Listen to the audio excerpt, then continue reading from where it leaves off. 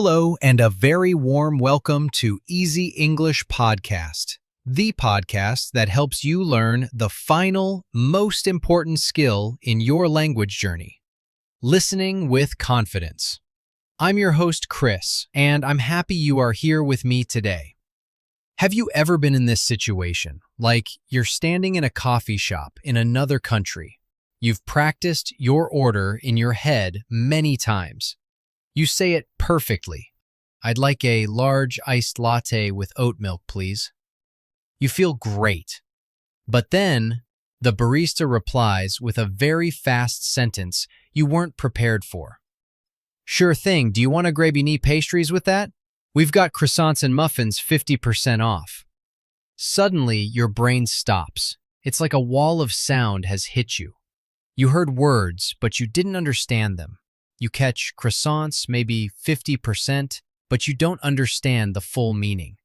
So you do what many of us do. You smile and say, "Oh, just the coffee, thanks."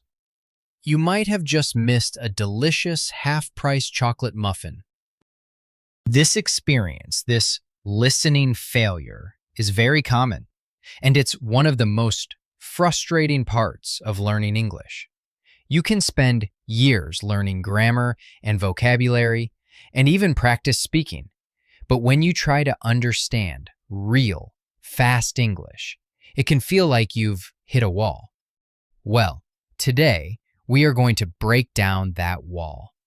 This episode is all about changing you from a passive hearer into an active listener, someone who engages with, figures out, and truly understands spoken English.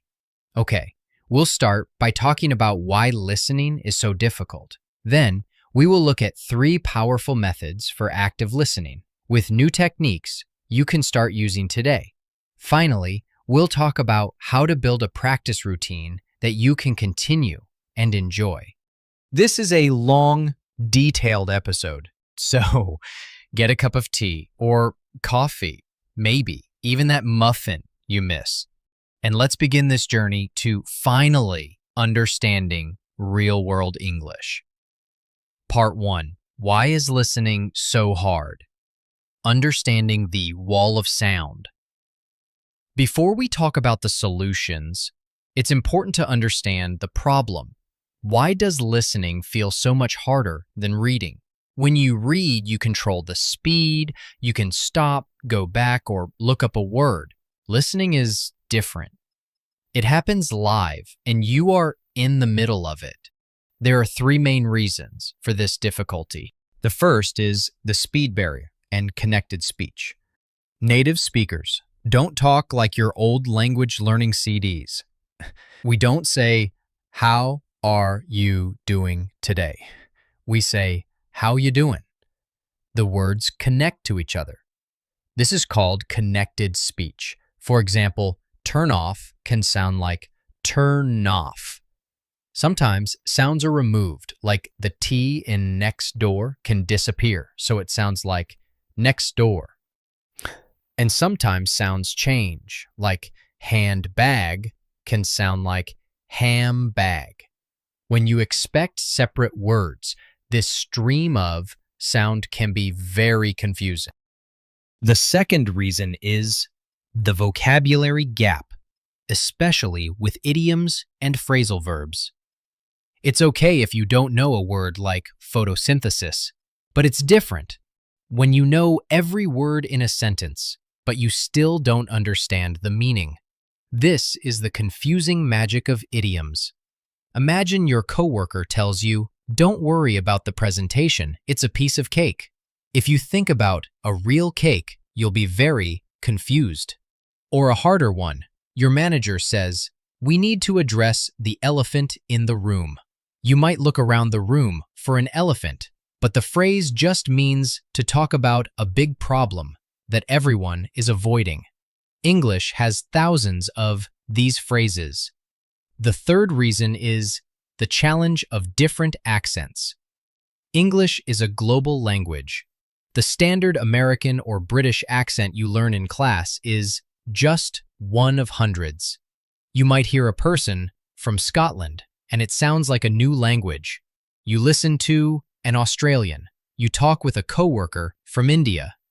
This is a normal part of a living language. But if your ear is trained for only one accent, it can feel like you're starting from zero with every new one. So we have speed, connected speech, idioms, and accents, all making it hard. It sounds impossible, right? But it's not. For every problem, there is a solution. So let's move from the why to the how. Part 2. The 3 methods of active listening. To become a great listener, you need to use your brain before, during, and after you listen. Let's look at these 3 methods one by one. Method 1. Before listening. Set your goal. Good listening starts before you press play. You need to prepare your brain. Think of it like putting a destination into your car's GPS before you start driving. Technique A. Predict and brainstorm. Look at the title of the podcast or video. Let's say it's The Science of Happiness. Before you listen, take 30 seconds. Think of all the words you expect to hear. You might write joy, happy, money, relationships, health, brain, exercise, thinking, purpose. This gets your brain ready. When you hear these words, your brain will recognize them faster. Technique B. Ask questions. Turn the title into questions. For The Science of Happiness, you could ask, what will the speaker say about happiness? Is it about money or habits? What are 3 things I can do to be happier?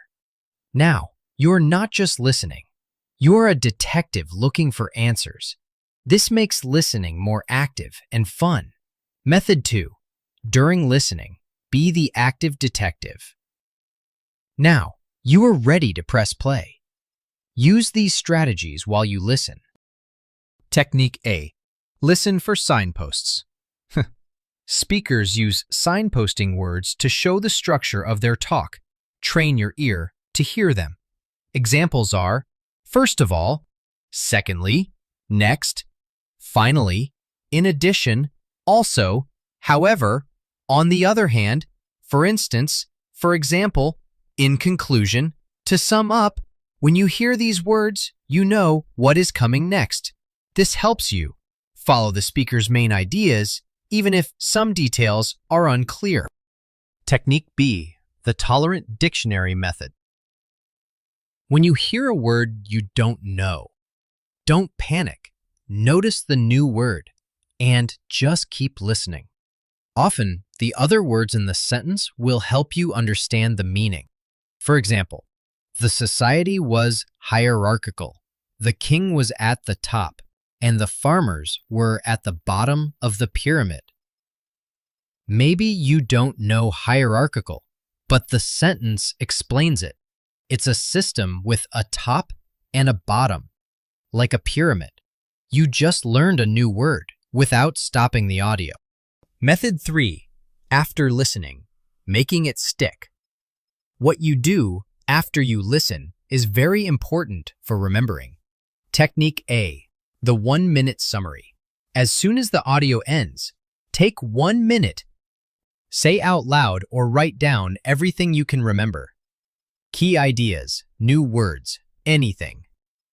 This simple action forces your brain to find the most important points and makes the memory in your brain stronger. Technique B. The teach back method. This is the best test to see if you understood. Find a person, or just pretend, and explain what you just learned. Imagine you are explaining it to someone who knows nothing about it. For example, after the Happiness podcast, you could say, I just listened to an interesting podcast. It said that things like social connections and having a purpose in life are more important for happiness than money. You don't truly understand something until you can explain it to someone else. Part 3. Building your practice routine. You now have powerful tools, but you need to use them. The last step is to build a consistent and fun practice routine. It's better to be consistent than intense. 15 to 20 minutes of focused listening every day is better than a 3-hour study session once a week. And the secret to consistency is to choose things you enjoy. If you love cooking, watch cooking videos. If you are interested in nature, listen to a nature podcast. When you are interested in the topic, learning the language happens naturally. It doesn't feel like work. You can make a listening diet for your week. Monday, a 15-minute podcast on a topic you love. Tuesday, watch 2 movie trailers and summarize the story. Wednesday, listen to a song you like, then find the lyrics and listen again while reading. Thursday, watch a 10-minute TED Talk on a topic that is new to you. Friday, watch a 20-minute episode of a sitcom you enjoy, like Friends, maybe with English subtitles. This variety will help you build strong and flexible listening skills for any situation. So that's our plan. We've talked about why listening is hard. We've learned our 3 methods of active listening: preparing before, engaging during, and reviewing after. You now have the tools and the strategy. The journey to becoming a confident listener is a marathon, not a sprint. Some days will be hard, and that's okay. The goal is not perfection, it's progress. Your challenge for this week is to pick just one technique. Maybe before you listen to something in English, take 30 seconds to quickly write down the words you expect to hear. See how it changes your experience. Thank you for joining me today. You are investing in yourself, and you can make great progress. Be patient, be active, and be kind to yourself on this journey. This has been Easy English Podcast. I'm Chris. Keep listening, and I'll talk to you next time.